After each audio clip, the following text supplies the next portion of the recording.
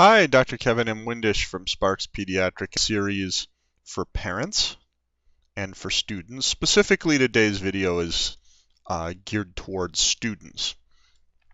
We can be reached at our main office at area code 775-359-7111, and we encourage you to follow us on Facebook at our Facebook site, facebook.com/sparkspeds.nv for Nevada, which is where we're located. If we can be of assistance here, we would be more than happy to help you. Please remember that these videos do not replace visits to your doctor. We can't really help you over the internet or over the telephone. That's not good medical care and not the kind of care that I'm used to providing. If you'd like to schedule a rotation with me, I work with multiple universities. If your university is not one that I'm affiliated with, that usually can be arranged pretty quickly and pretty easily, so just give us a call. So, what are we talking about today? Today, we are going to talk about something that as a pediatrician is near and dear to my heart in a rather terror form, and that is, here we go, developmental dysplasia of the hip, or DDH. Now, you may know it or may have heard of it or seen reference to it by its older name, Congenital Hip Dislocation. Okay? But this older name is really not accurate. And the official name and the formal references to it changed in the early 80s. And the reason we changed it is because this is not just dislocated hips, but it includes the following: unstable hips. It includes malformed hips. It includes subluxed hips. And it includes dislocated hips.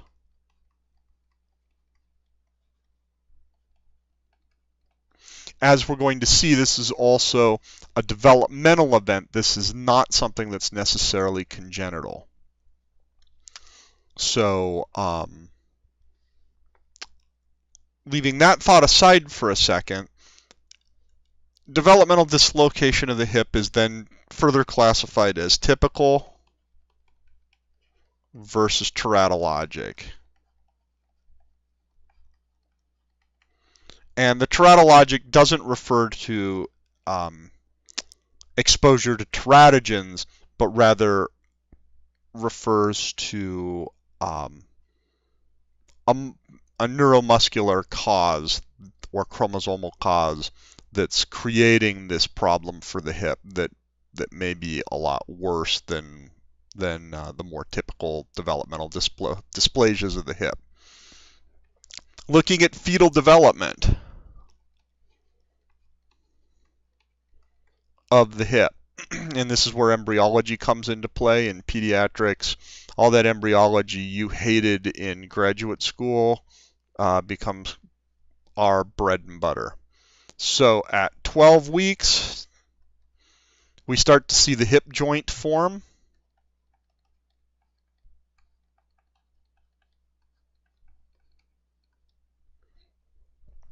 Problems that interrupt formation here give you the teratologic dislocations. At 18 weeks gestation, we see the musculature develop. And problems here can give you flaccid paralysis. The majority of what we see is 36 to 40 week gestation, and that's when we start to see abnormal mechanical forces come into play.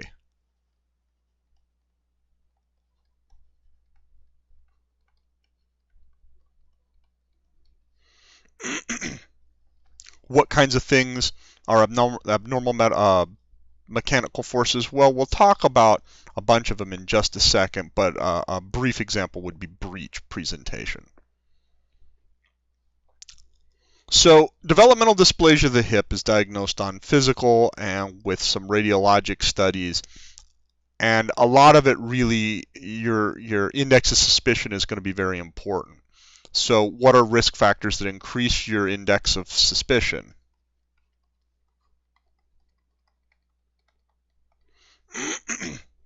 Well, they include ligamentous laxity.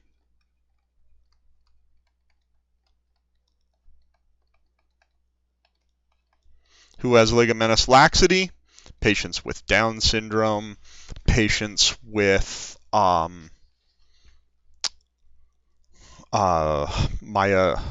myopathies of various types, although those are often teratologic.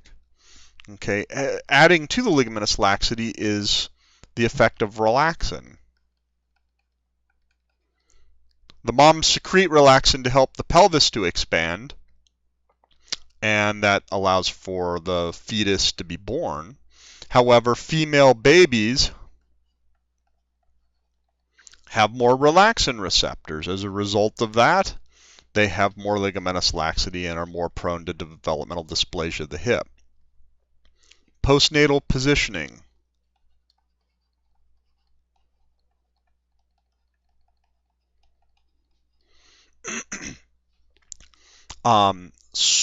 Wrapping the children across the mom's hip, like is seen in India, very commonly is protective for the hips, but wrapping them on a rigid swaddling board with their legs held extended and parallel increases the risk of developmental dysplasia of the hip. Now, swaddling boards are not something we see a lot of in this country, the United States, but we still see a ton of in Andean South America, and can definitely be a very serious issue for patients there. And I have some students who spend some quality time in like Ecuador, and they do see a ton of it. This is also why a lot of the literature comes out of South America. Prenatal positioning.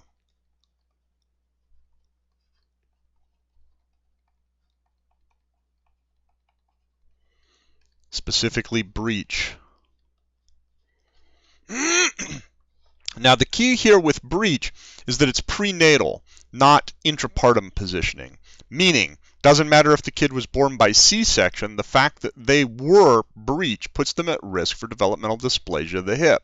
And this is why there are a number of guidelines out there to ultrasound all of these hips at about 2 weeks postpartum to make sure that there's not developmental dysplasia of the hip.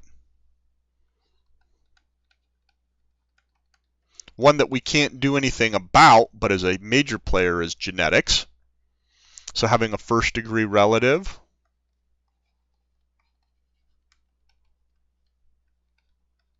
with DDH increases your risks rather dramatically.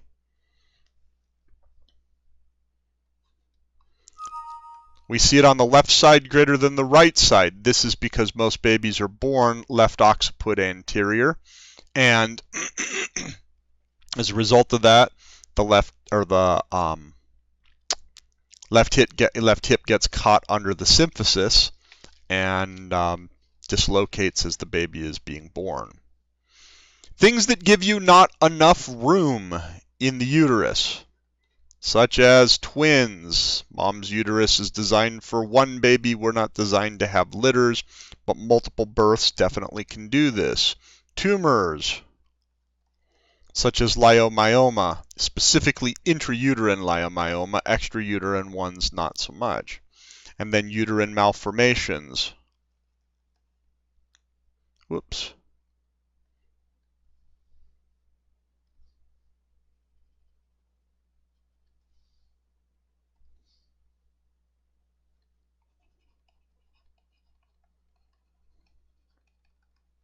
Such as a uterine septa, uterine horns. Remember, a normal uterus is shaped something vaguely like this. But having a septum run up the middle essentially divides your room in half, or having a uterine horn.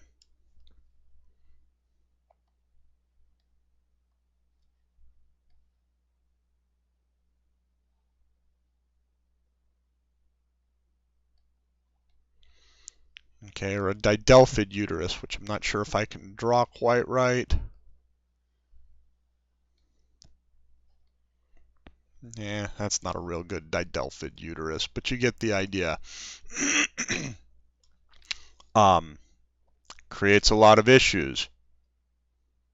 Who has uterine malformations? Whoops. Women exposed to diethylstilbestrol. You say, we don't use a lot of diethylstilbestrol. So, don't have to worry about it, right? Well, not necessarily, unfortunately. Because what we're running into, mom is exposed to DES, that's the P1 generation, or mom gets DES. That gives us an F1 generation with DES exposure with these uterine abnormalities. Unfortunately, there are now reports that we're seeing it in the F2 generation, and even some hints that maybe it's going to be in the F3 generation.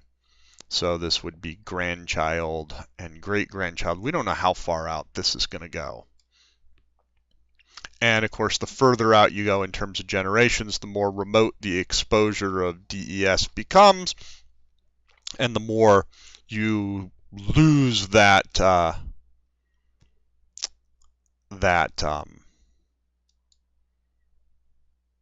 history, and so you're just not going to have it.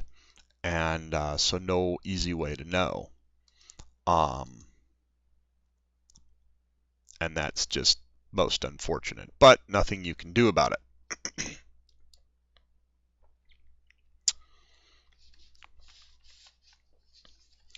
What are some of the associated symptoms?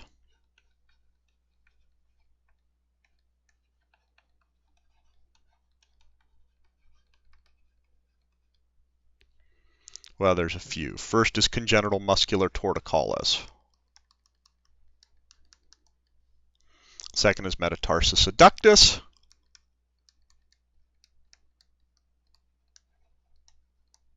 Clubfoot.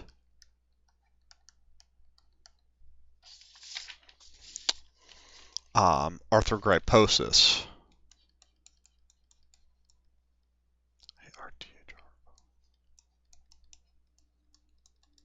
Multiplex.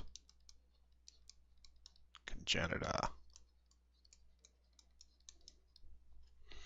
Although this last one is more associated with your teratologic dislocations of the femoral head.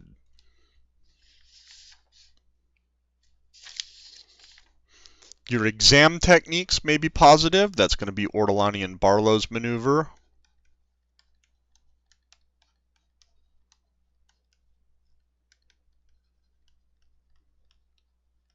As well as Galeazzi's maneuver.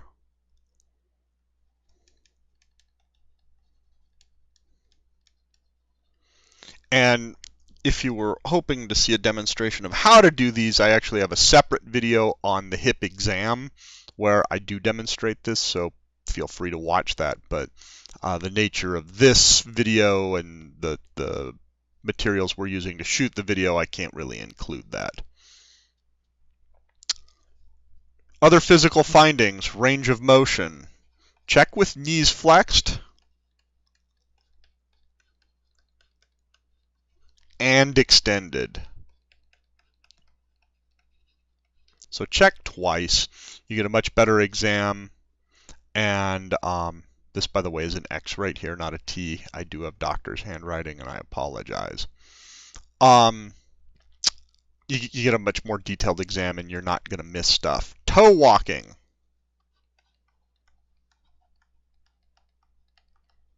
When the leg dislocates, it dislocates posterior superior and gives you a relatively short leg because it's sitting superior to where it's supposed to be. And the kids compensate by walking on their toes. And then finally the so-called Trendelenburg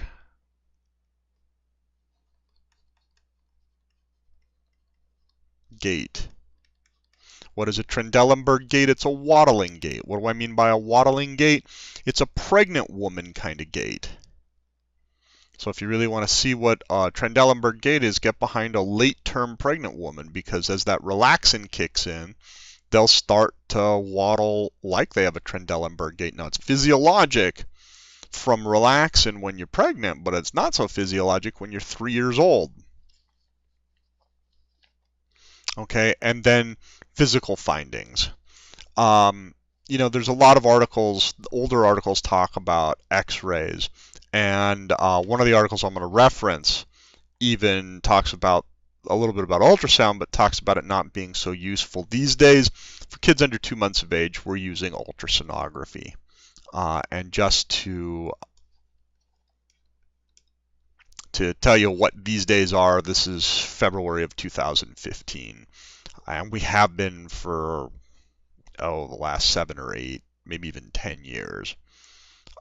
Been using exclusively ultrasound to diagnose this in kids under 2 months of age. So, you know, the articles get rewritten, but the old articles are still out there. So when you're reading it, keep that in mind, that we're using ultrasonography. But if you are in an environment where you don't have access to ultrasonography, well, that's where x-rays come in, and they're quite useful. Oops. Let's get a new color here because I'm tired of the old one, although these are ugly.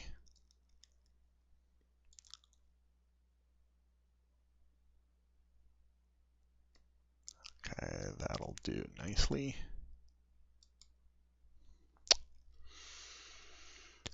Treatment.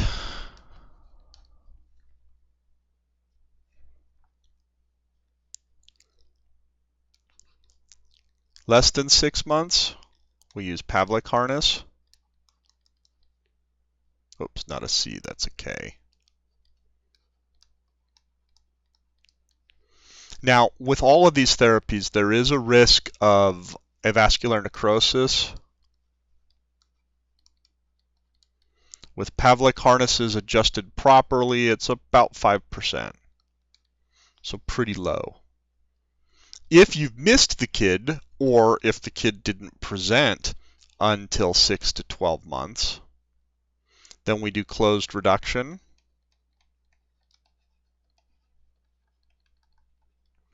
And that has an approximately 10% risk of AVN.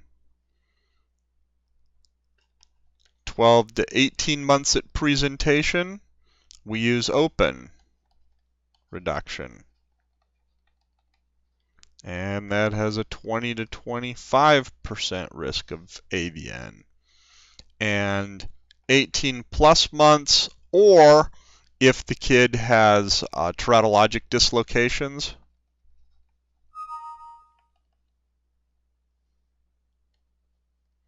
then we use osteotomies. And that has, an approximately 50% risk of AVN. Now, the good news is that's as opposed to no treatment, which has 100% risk of AVN. So in the end, you are better off. Please treat these.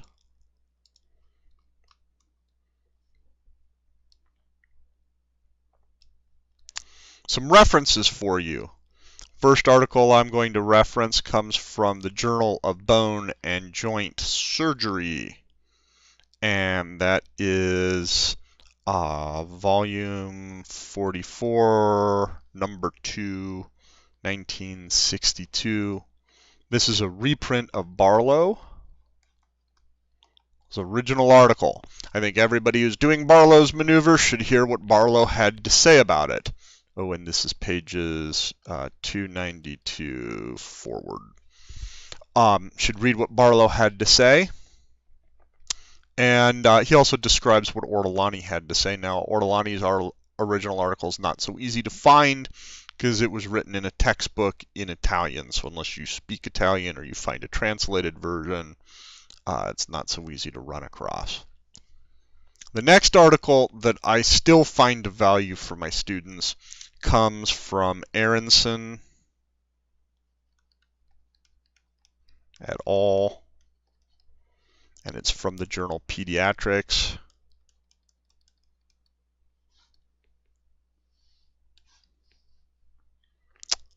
Volume 94, number 2, part 1, pages 201 to 208.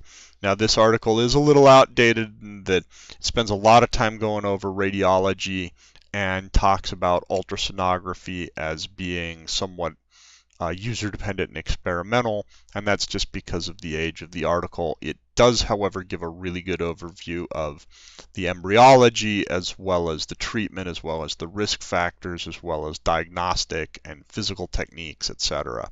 So I still think it's well worth your time to read.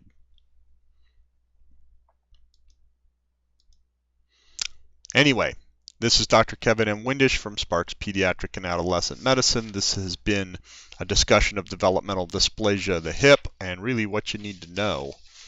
I hope this has been helpful. If you would like to see how to perform the exam maneuvers,